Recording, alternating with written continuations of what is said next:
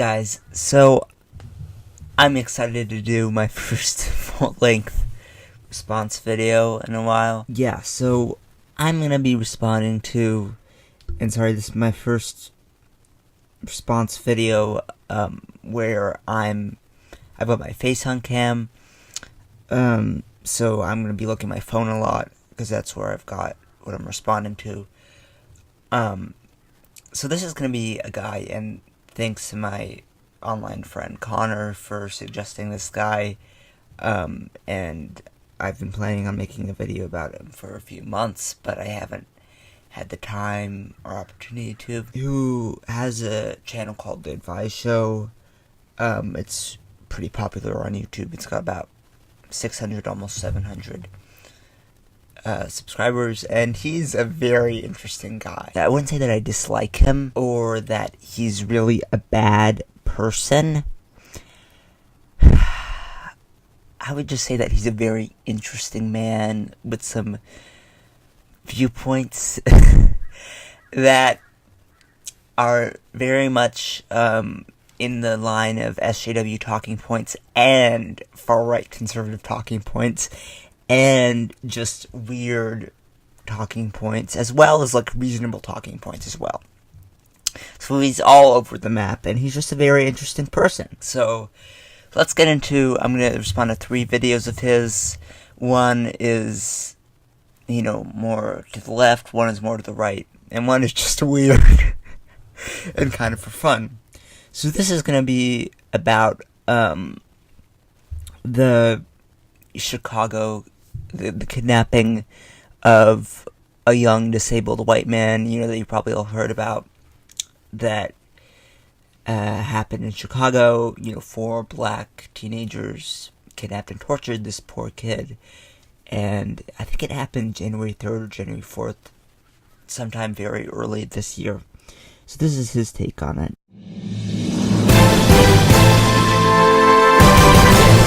So there's a Facebook Live video that went viral of 4 teens in Chicago tortured a special needs young man on Facebook. Let's go roll the clip. So the first part of the video is just like cops, it's just like the report and the cops talking about it. So I'm just going to skip over that part of the video. It's not really relevant to what he says on it. You know, when I initially saw the video, a lot of people sent it to me. It is very wrong. It's something that no one should do to anybody. And to sit there and film that and put that on Facebook Live, what were you really expecting to happen out of that? I think Facebook Live is one of the worst things that could have ever happened to some people, because they want to have their 15 minutes of fame at all costs. I don't understand what it is about some black people. You always want to be seen and always want to be heard, no matter the cost. So it's weird that he first off the bat, he talks about some black people like there's a certain group of black people. Sorry, that was my cat. That are different from other black people who advertise themselves or something doing bad things. Like, obviously there are black people who are bad people, but there are also white people who are bad people. There are also Asian people who are bad people. Like, what's your point? And you'll notice this, like, he'll just say out of the blue things that sound kind of racist. And he says this about white people too. He'll say things that sound like borderline a little racist, but you know, like, I wouldn't call him a racist. Now, I've talked many times about having a mass separation in our community dealing with this thug and hood rat behavior. We cannot allow that to go on within our community. To sit there and to laugh and think it's funny doing that, making that young man put his head in the toilet, saying the things that you're making him say, you kicking him, you cut his head, you did all this mess to him, put it on Facebook for the whole world to see. This stuff is wrong, and y'all behind belong in the jail, and that's a good place for you. Okay, so I'm mostly agreeing with him so far, but again, he's saying like this weird stuff about, like, it's just weird the way he's phrasing it. It's just weird. Like, he says, like, you should be in jail, right? Like, he can't dismiss this as a funny thing to torture people. But then he's like, it's thug and hood rat behavior. Why can't you just say, like, it's criminal and hateful behavior? Like, he has to specify. It's like, that it's, like, in the black community, like, it's, like, a black people thing to do this. I mean, like, I guess it is, like, racially specified because this was a racial hate crime. But it's just weird how he phrases it. I don't know. Because you don't need to be functioning in nobody's society. And trust me on this, they did this mess before to somebody else. This isn't the first time. The only reason you're hearing about it is because the guy is white. Okay, so he says the only reason that you're hearing about this is because it's a black hate crime against a white person. No. There are plenty of hate crimes reported that are the other way around. In fact, that's most of the hate crimes that happen. The only reason why this was really reported was because it was caught on Facebook Live. A lot of hate crimes aren't reported because we just don't know about them. Like, because they're not caught. And that's unfortunate, but, look, it doesn't happen a lot of the time that we know that this kind of stuff happens. He's saying that there's a racial bias in that way. And, maybe in some cases there is, but I don't think, like, in that case that there was. And he's going to bring up another case, and I'll talk about that when it's relevant. But, yeah. I don't agree with him there, and that's kind of the SJW part of it. They're saying, like, oh, you're only caring about this because it's about a white person. No. Everybody's kids are different. Okay, so that kind of just, I mentally can't grasp it. But what he's saying, I think, is that there are these white liberal white supremacists, which really doesn't make much sense to me because from what I understand, a lot of white supremacists are way to the right. And I get there's a lot of SJWs who are pretty racist against black people, but I mean, in like a kind of a patronizing way. That's a whole other conversation. What he's saying is that there's white liberal white supremacists, right, who see the way that certain black people treat their families as child abuse, when what he's arguing is that it's a cultural difference, where black people are just treating their children who are rebellious and need to be kept in line. Otherwise they go crazy and they commit crimes like this. And it just doesn't make any sense. So we're saying because those white liberal white supremacists are the way they are, they're imposing their culture on black people and calling it child abuse. And because of that, the naturally rebellious, the black children, go on to commit racial hate crimes. So that's kind of like saying that black people are A, born rebellious, and B, also born racist. That's pretty racist against black people, and that's also racist against white people. Because you're saying that there's just like all these liberals out there. Liberals! Not even SJWs, who are just white supremacists, and they want to stop child abuse, but they don't understand what child abuse is, so they instead are racist against black people, so they create racial hate crimes. I mean, I kind of get what he's saying in the sense that, like, there might be a genuine misunderstanding of culture, and when people are, like, harder on their kids, not in an abusive way, and just, like, more of a stern way, people might misunderstand and, like, be too judgmental. I can understand that, but that's not, like, racist. That's, like, a misunderstanding. That's, like, a genuine misunderstanding. And, like, if it is abuse, you can't just hide behind, oh, that's just my culture. That's not a valid excuse. You can't just say, I'm black, therefore I get to beat up my kid. So I legitimately don't go to saying, I can't get behind the mental gymnastics. Like, if somebody commits a racial hate crime, that's not because they're black and they didn't get abused as a kid. It's because they're racist. Like, you're not just born or raised. Well, obviously you can be raised to be racist. But it's not like just naturally within black people to raise their kids to be racist. Of course not. What? What you say, what?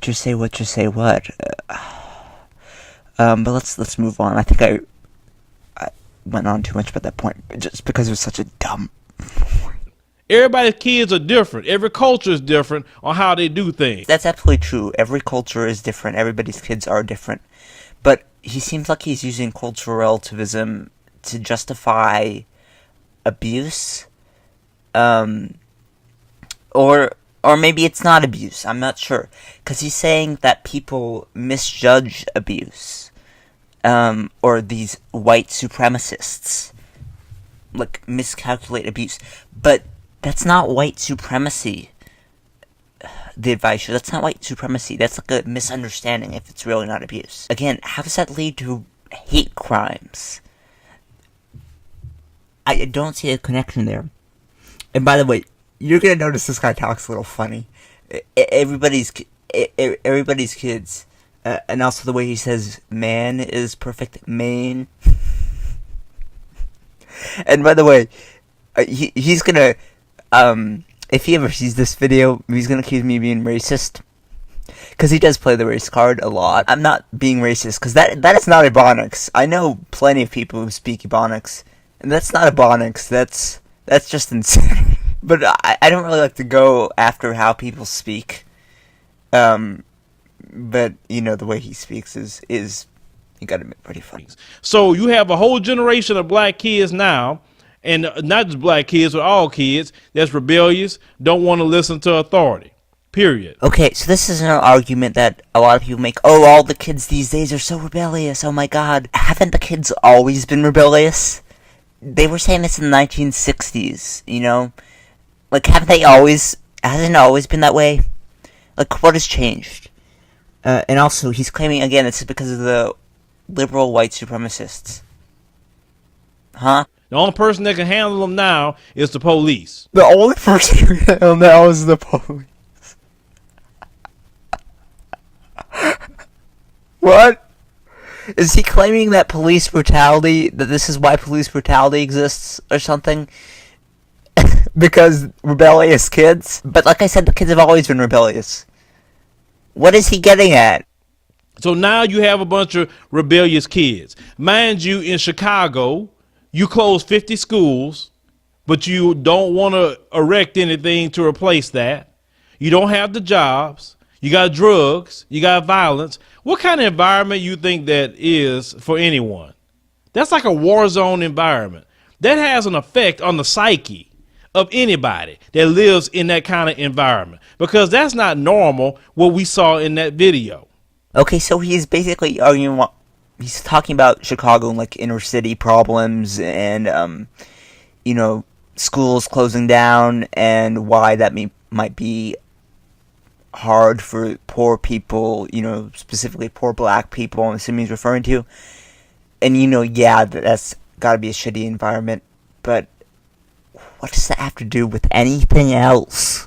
What are you getting at? Is he trying to... It seems like he's just trying to justify what happened. Like he's saying, oh, these kids, they grew up in a bad environment. They were rebellious because of the white supremacy. Which is, again, exactly what people like Gazi Kodzo were arguing. I mean, not saying that he's as bad as Gazi Kodzo. This is exactly what the SJWs are arguing. Like, oh, they just grew up in a bad environment. But at the same time, they were saying about F Donald Trump, and they said F white people. Now, we know Donald Trump is the only one that was spearheading violence in his rallies. He said to knock him out and all this other stuff when somebody disrupted him. We know this. This is documented. It's not a lie. Yeah, Donald Trump did encourage violence in his rallies, and I can understand why people would dislike him for that, but that doesn't give them the excuse to beat up a disabled person. What are you saying? You're just justifying what they did, which is, again, what a lot of SJWs did. And who started the violence behind Trump first? Who started that? Let me show you a clip real quick of something most people didn't know that happened right after the election of Donald Trump. Let's go roll that clip. If I pass out from not being able to breathe and I hit the ground, it's over. It was a trip to this Hillsborough Safeway last Wednesday that Kara Stevens won't soon forget. Okay, so he's just showing a clip of a random hate crime that started by a Trump supporter. Okay, so that's really bad that it happened. And I'm not denying that there are Trump supporters who are legitimately hateful and who will go out of their way to commit hate crimes against minorities and whatnot. What does that have to do with what happened here? Seriously, you're just distracting from what happened. So this black woman was hit in the chest with a brick, threatened to be raped by Trump supporters. But that didn't go national at all, did it? That was very, very quiet. Nobody said anything about that. You see, this racial attacks was all ramped up after the election of Donald Trump. So who started that mess first about attacking people behind Trump, one side or the other? So we established that. Okay, first of all, you don't know who started it first. These sorts of conflicts have always been going on. Second of all, and who cares of who started it first? You sound like a child. Oh, he started it. Yeah. And then second of all, the reason why, and it seems like he's nitpicking which ones were quieted and which ones were more in the mainstream. And the reason why this one came national news was because it was on Facebook Live and because it doesn't normally happen against a white person. And a lot of people didn't want to talk about this attack. A lot of SJWs put it in denial. A lot of people on CNN, didn't want to talk about it. A lot of people just didn't talk about it. So, and you were trying to push it out of the way. Now, let's talk about the special needs young man that went through this stuff. It's outrage all over the country, especially definitely in white America. They're pissed off. But they're not pissed off about white on white crime. And I just covered a horrible story of white on white crime, but that's beside the point. They don't care about that, obviously. So let me stop talking about that. We just had a story of another special needs young man back in May that had something happen to him. But if you forgot what that was about, let's go roll that clip. Two accused teenagers in the courtroom today were 18-year-old John R.K. Howard and 16-year-old Tanner Ward. Although Ward is a minor, the state attorney general's office is charging him as an adult, which is why we're releasing his name. The testimony today was graphic and disturbing. Viewer discretion is advised. Howard was arraigned on the charge of forcible penetration with a foreign object. Okay, so this is the case that I said that he was going to bring up. This is about a similar case, but it was the other way around. And unfortunately did not get a lot of media press, and unfortunately it did not go the way that it should have gone. And I'm going to skip most of the clip just because, for brevity's sake. It was another special needs kid who was black, who was, again, it was very clearly racially motivated, who was raped by white kids. The white kids, ended up getting a very light sentence. I mean, it was a very sad situation that they didn't really get punished for that. Yeah. So, very unfortunately that happened, and it did not get a lot of media coverage. Now, that shows that the justice system was kind of fucked up about that. But again, he's claiming, oh, that's white supremacy. And look, you don't know what the judge was going through with that. I mean, the judge could very definitely have been racist, but you don't know. And he's making so many inferences based on that. So, that special needs young man went to hug them, and what they ended up doing to him was sodomizing him, having him recite Ku Klux Klan poems, have him call himself the N-word, called him chicken eater, Kool-Aid drinker, and everything else. And what happened to this special needs young man that was sodomized by these savages? It wasn't national news. There's no outrage within the white community that happened. None of that at all. And let me tell you the insult to injury, the main ringleader. You know what happened to him? He didn't get no jail time. He got 300 hours of community service for being a part of that. A sexual assault with a coat hanger, racism, all that stuff, no hate crime, no nothing. This is what happened. But the other four in this video was charged with a hate crime. They didn't do anything like what happened to the black special needs young man. Wait, so you're saying they didn't do anything like what happened? No, it was a comparable hate crime. They beat and tortured that guy, too. And then they raped the black kid. Like, again, he's dismissing the crime. So I think I've ranted about this enough. This is probably the video that I'm going to be talking about the most.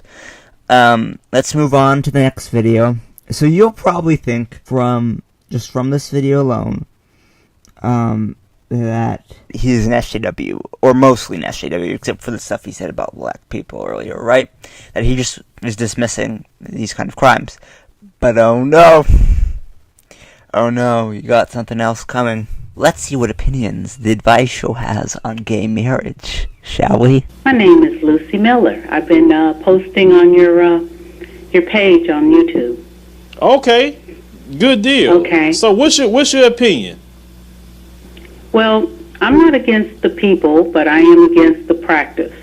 Okay. And the reason why I'm against it is because Scripture says that we're to be against sin. Okay. And nobody goes around saying that it's okay to perform bestiality or adultery or wife beating or lying or anything like that.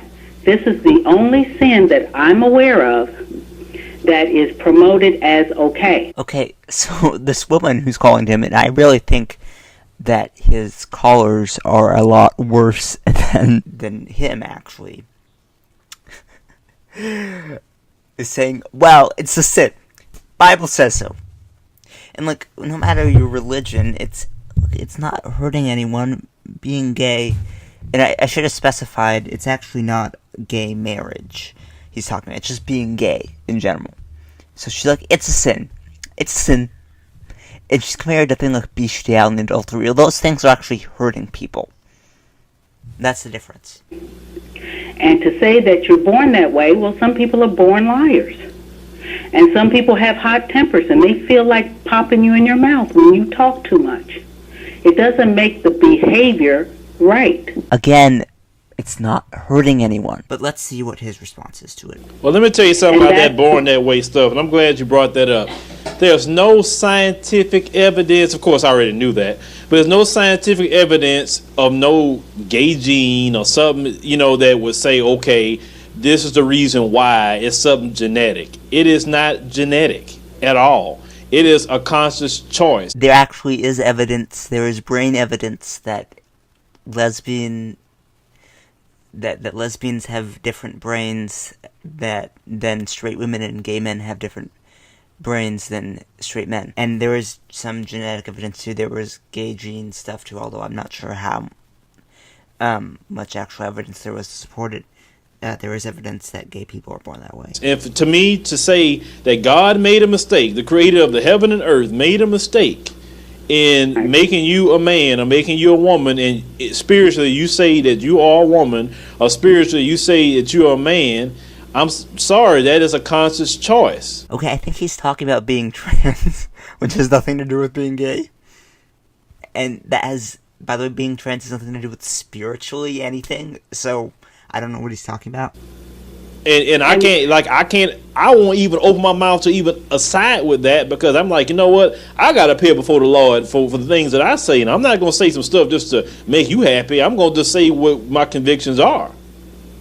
Right. And I'd also like to say that I have several friends, transsexual, transgender, and homosexual friends, okay? And they know I'm a Christian, and they know that I read Scripture and I believe Scripture. But I also have a problem with them saying that it's the same as being black. It is not the same as being behavior. Oh, please don't have me go off on that. Okay, so she said that she has trans friends and gay friends, and they know that she's a Christian, and she said that she doesn't appreciate them saying that it's the same thing as being black. Now, I agree it's not the same thing as being black, obviously, but I think the point that her friends are trying to make is that they also have historically faced discrimination at some point, and that they also can't help it. I think that's the point. And they're like, oh, it's not the same thing because you chose it. Well, no, they didn't choose it. So I think that's the point. And the TheAdviseShow is like, no, it's not the same thing, no. And of course she's making all like the fundamentalist Christian talking points. So yeah, that's all the response that I wanted to do to that segment. It's a much longer podcast about his varying views, on homosexuality in general, not just gay marriage, and his Christian views and how they relate to that. Yeah, so that's all I wanted to do in response to that. Finally, we're just gonna do a fun video that's just kind of his views in general. So yeah, just that one, and then that'll be it. So this is like a response to hate comments, except he calls it so disrespectful. And this one is particularly funny, and you're gonna see why. What's going on, everyone? It is time for So Disrespectful YouTube comments. Now, I haven't done one of these videos since September of last year. Now, some of you may be asking, what's going on with the wig? Why you got on your head? Well, you know what? They trolling me. I'm trolling them back. We having fun. Why not? Just take a break. Just enjoy the comments for what they are. Okay, so he claims that they're trolling him, so he's gonna troll them back. Now, let's see how he reacts. If he's really gonna have fun with these comments. And just let's notice his t-shirt, Ratchet Video Weekly. I just thought it was kind of funny. So, here we go. The first comment from good old boy. Oh boy, here we go. I just came across this show. The host is just a race-baiting nigger that wants to talk down about the white man. The white man. That okay, because we are the master race. No, you are the master baiter. That's about what you are. Ooh, he got him. Got him. Masturbate. Sick burn from the TheAdviseShow. Because how could you be the master race, but yet you always coming to the slave race and watching everything the slave race do? No, what I have learned is you're the slave race and we're the master race, because it's just based off of your actions, not really off of ideology. Because if I think I'm better than someone, I'm not going to go to nobody else's page. You see me going to the Ku Klux Klan's page and typing stuff to them all day long. Do you even see me making a bunch of videos to the Ku Klux Klan or neo-Nazi skinheads? Hell no to the no. I don't do none of that stuff. But y'all always trolling me, coming to the black man's page. No, you are obsessed with us, and I understand that. Most people don't. Okay, so he's clearly responding to like a troll comment from a white supremacist or someone who claims to be one.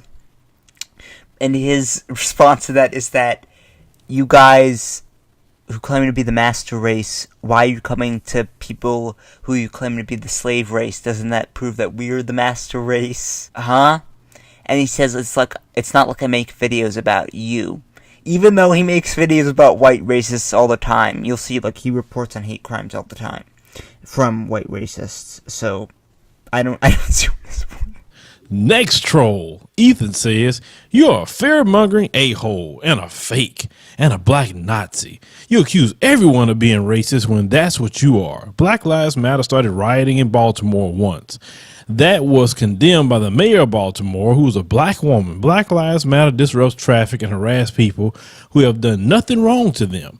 And not all the people who police and govern your towns, city, states, and the whole country are black. Huh? You're like a black Rush Limbaugh. Let's get this straight. So the Republicans could fearmonger all day long. Fox News Channel could fearmonger all day long, literally do that. But yet, if a black guy allegedly fearmongers, that is a problem. Then you want to call me Rush Limbaugh. I have no dealings with Rush Limbaugh. I don't do his style. He don't even do my style. But you know, one thing I do appreciate from you, Mr. Troll, is you at least giving me some props, because Rush Limbaugh has a syndicated show. He's successful. He makes millions of dollars. So if we going to be there one day, then I'm glad you calling it out before we even get there. Okay. So that was confusing. He said, again, he's claiming racism because this guy said, like, you don't condemn Black Lives Matter for rioting and stuff. And he said you're a black Rush Limbaugh because you fearmonger. He's saying, oh, you must not have a problem with Republicans fearmongering. No, this guy clearly does, because he just compared him to Rush Limbaugh. You missed the point. And he goes, he don't even do my style. Like he should be doing his style? What? And then he goes, well, then I should take the compliment because Rush Limbaugh has a syndicated show, and I want to be successful as him. Well, first of all, Rush Limbaugh's show is dying very quickly. Like, he did have a really successful show in his prime, but not anymore. Meanwhile, this guy is pretty successful on YouTube, so don't see what you're getting. And, by the way, he got pretty offended by being called that, you could tell. He got pretty butthurt, which is what I mean by his, saying, oh, I'm going to have fun with the cop. Let's go to the next one. It says, hearing Phil describe someone else as sounding remedial is just priceless. This guy is a public embarrassment, to use his own words.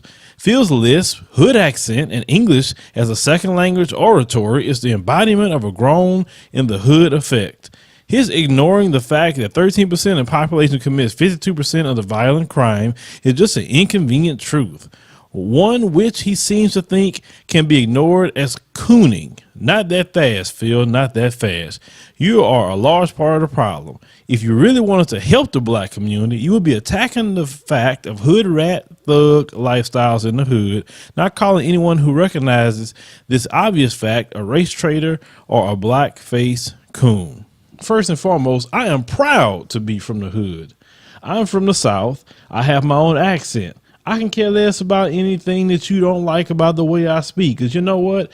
A guy with all these speech problems is doing pretty good, don't you think? I mean, at least I think we are. Our audience is telling us this. Now, another thing you want to touch on is talking about the hood rat thug. Have you watched my videos? Obviously you haven't, because I have a whole playlist dedicated to the wild hyena hood rats. I talk about hood rats, thugs, but I also talk about you racist savages, SOBs all the time too. Nobody gets a pass on my channel. See, the thing is, as long as I'm talking about the wild hyena hood rats and the thugs is within our community, that's fine. But the moment I get at these racist savages who have been killing and pillaging all groups of people for over 400 years, when I get on you, that is a problem. And when I talk about people who you are defending in this video, like Jesse Lee Peterson, you want to defend your coons, and that's fine. Defend them. But I will speak up about them if I so choose to. Deal with it. You don't like it? Don't watch our programming, man. Okay, so he is making pretty good points and references his comment. This comment clearly was pretty racist and didn't know what he was talking about, because he does call black people hood rats a lot. And then, also calls white people white supremacists a lot too. But, like, he claims, like, oh, I go after both the bad black people and the bad white people, but he doesn't do it in a nuanced way. Like, he just does it in a race-baity kind of way. He just does it in this conflicting sides way. Claims like he's doing like, oh, you know, I support both sides politically. Yay! That's what the Advice Show claims he does. But no, he just does it like, I'm racist against black people and white people. Or, no, I don't think he's racist. Like, I think he just gets close to there and has conflicting political opinions. And it's not just like the videos that I've showed you, it's a lot of things. But anyway, let's continue on. We're going to go with one more comment and then wrap this up, because this video is already long enough. All right. Let's go to the next one. Phil, where did you go? Please tell me you did not join this black supremacist cult called Nation of Islam. Real Muslims worldwide don't even recognize them. The Nation of Islam is real Muslims because they distort the teachings and the history. Phil, please use your common sense to see the holes in the belief system of the Nation of Islam. I will pray that you stick to your Christian roots. Thank you. Now, I want to address this comment. It's not so disrespectful. It's not so disrespectful. He has a classification of so disrespectful and not so disrespectful. How nice. Here's the thing about this. I would join with anybody who's trying to do good within the community or the world. If a person's an atheist and they're trying to feed people, should I not speak with them? If they're an atheist and they're trying to feed people. So wait, his justification, like, if they're an atheist, to be a good person, they have to do something nice, like feed people. I mean, they can't just be like a good person in their life. Or join with them to feed somebody. If a person's a Buddhist and they trying to give medicines to poor people, should I not help them give medicines to poor people, even though they may be a Buddhist? If a person is of the Jewish faith and they want to give free clothes to the homeless, should I not help them because they're Jewish? Or what if a person is homosexual and they are hiring people who get out of jail and they may need help with some of that? Should I not join with them because they're doing good? I may differ with all these different people on different reasons, but if you're doing good, I can easily join with you on that one accord. So he's saying because somebody's a different religion or gay, otherwise they would be bad. But they have to be, in order to be good, they have to be doing something good. They have to go the way to be good. That's kind of messed up.